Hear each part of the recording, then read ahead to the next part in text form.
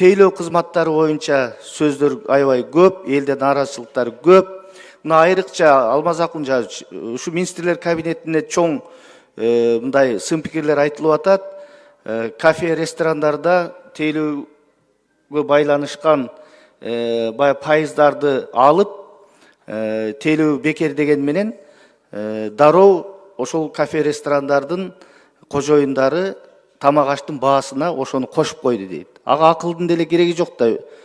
10%, 15%ды кошуп койду, алар уттурган жок. А карапайым элдин чөнтөгүнө эч кандай бул таасир эткен жок. Ошон үчүн ушундай кадамдарды жасаарда мындай анализ кылып жасаш керек да, жөн эле жасап койбой. Мына ушунун маселени да караш керек. Бизде бүгүнкү күндө такси кызматы болобу, чач тарач болобу, кафе, ресторандар болобу, бүт бардыгы дүйнөлүк чоң ири борборлордон да ашып кетти. Баалар аябай кымбат.